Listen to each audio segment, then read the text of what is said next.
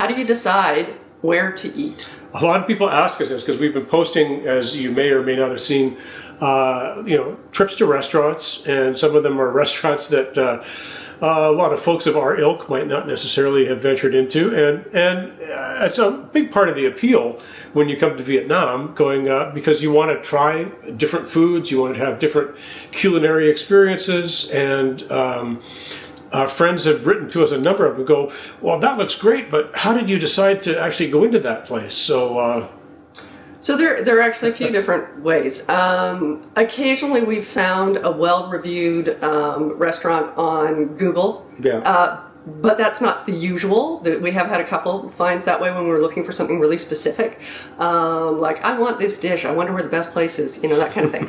But, grain of salt with that. Kind of like Yelp back home. It's like everybody loves it, hates it at the same time. So, but I highly recommend you learn a few words of Vietnamese food words, because just like if you know pho, right, P-H-O, you look around, and if you look at any of our videos, people have big signs outside of their restaurants that are not necessarily the name of the restaurant, they're what it is they serve. Mm-hmm. So you'll see a big mi wang or cao lao or pho sign somewhere, and you're like, oh, they serve cao lao there. Yeah, but the rule of thumb is get out and walk, because when you get out and walk, you want to go and eat where the locals are eating, and you see things, you smell things. Boy, do you smell things! I want to tell you.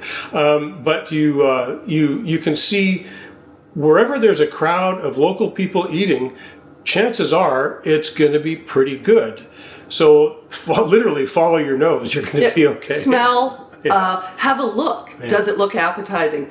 Is the place crowded, or if not crowded, does it look like it has regular people coming through? But also learn just a few words. If you can learn ga, chicken, or heo for pork, or whatever, you can pick those words out and go, okay, I might want to eat that. Yeah, we'll talk about that in a second. Mm-hmm. But one thing I will say is that if you're traveling and you find yourself walking down a street and there's a whole bunch of people standing out in front with laminated menus going, come on in, you're in the wrong place. Do not go into those places.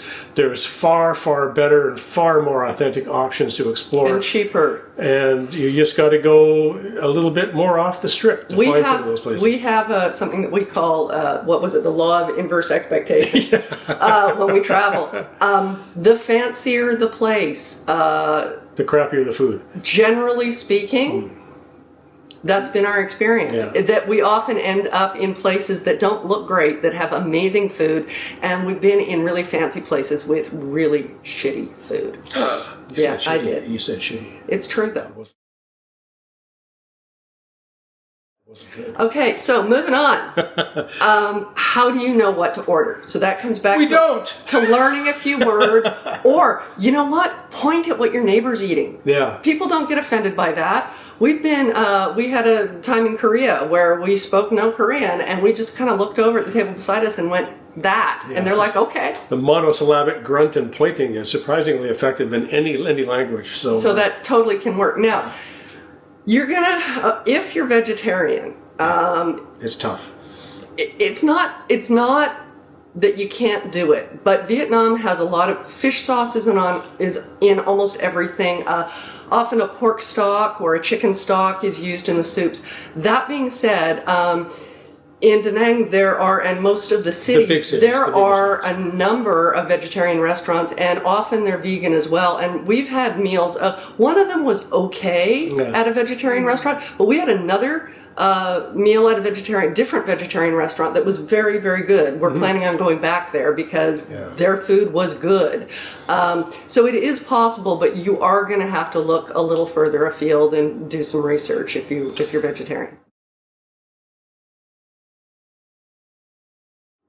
Is it safe? Is Vietnam safe? People ask us because people are understandably afraid of the unknown, and from all of our experience, this is like the third or fourth time we've been to Vietnam, and it's never ever have we found ourselves in a situation where we felt threatened or had anything stolen or anything at all like that. It's a very, very friendly, very, very safe, and a vast amount of people that we've met here have been incredibly warm and welcoming, which is quite remarkable considering that 50 years ago that we'd want to be shooting at each other, you know, and it's pretty amazing. The people are lovely and helpful, and we have had really, the experiences are very, very positive overall. Anything negative has been so small and just not worth mentioning.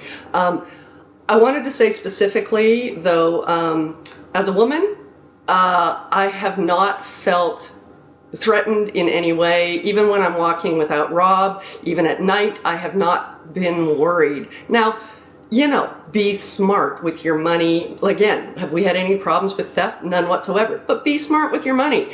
Be smart, you know, if you're by yourself walking down a dark alley, maybe don't go down that. I'm gonna say the opposite of what I always say. Maybe don't go down the alley if you're by yourself and it's dark and you're a woman. But again, I have nothing to back that up other than my life has taught me that. But we have had no negative experiences in Vietnam at all for that. So as women, I think you're safe here. Yes. As a woman, I think. Okay, good. I meant them as you did want to generalize the women who I'm talking to out there. You're good. You're good. Right. Oh, and safety. Is it safe? As a question could also pertain to the food, and if you eat where the locals are eating in large numbers, you're going to be just fine, because people that cater to the local population, if they start to poison their local population, they'll be out of business. They'll be out of business. And so yeah, they're not going to poison their neighbors. So it's really good. Whereas you can get sick in a hotel. Oh yes. You know, so you know. Also, in terms of food safety. Yeah, you may see the hygiene rules that you're used to bent just a little bit around here. Yeah, but that's not necessarily. I mean, we don't chug water out of the tap. We do generally drink boiled water, but if you've followed any of our stuff, you'll also see us having ice in various drinks, like beer, and that melts, and that's water. Never had a problem. So we haven't had a problem with that.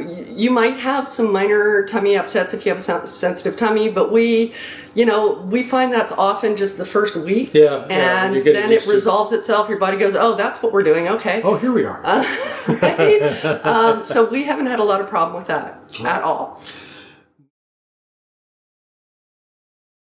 Where do you stay when you come to, Da Nang specifically? We are staying in an Airbnb, and we're here for a few months. That's what we booked it for originally, and got a great deal, like $450 a month for a nice little place right in the. But the thing is we're off outside of the main tourist kind of area, and if by you stay, design. yeah, and if you stay in the bigger hotels by the beach in the main tourist area, you're probably going to pay more, but you're also going to miss out, I think, on a lot of the fundamental experience of diving into a local scene that a cushy Western style hotel doesn't really offer. So that being said, I would recommend, if you're feeling trepidatious, right? Good word. If you're feeling, a little anxious about coming and it feels really foreign to you and a little bit scary, we have a lot of experience traveling in Asia, and this is our comfort zone. And I'm not going to pass judgment here. If a Western style hotel is your comfort zone, you do you. Absolutely, you do you. Yeah. I still would encourage you to get out of that area, the hotel zone, for eating, because I think you're going to spend more money than you need to, but mostly because I think you're not going to have as good a dining experience. I think you're going to have food that's not as good, and I think your likelihood of getting sick is higher. Yeah. And I think that you're going to have to deal with the touts, the guys with the laminated menus trying to drag you into their restaurants. And you don't need to deal with any of that. So if you need to stay in a you could always take a Grab to go deeper into the heart of things. There you go, right? And then when your meal's done, just look at your phone and go, "I'd like to be picked up now, please." And they pick you up and take you back to your hotel. A couple of bucks, you're done. Anyway, so if you I would not, unlike Rob here, I'm saying if you need a certain amount of comfort. I get that. Oh, I get it Right? too, but it wasn't our style. So. Yeah, that's not how we're doing it, but that's okay. So I recommend either Airbnb or Agoda. Agoda is pretty good for Asian hotels or hotels in the Asian countries. It's like Booking.com. I think they're associated. It's that kind of thing. Anyway, Agoda's pretty good, and we book some of our things through them. Plus, we're actually really cheap. At least our kids think we're really cheap. So yeah, they use the word frugal as if it's something bad, like a curse.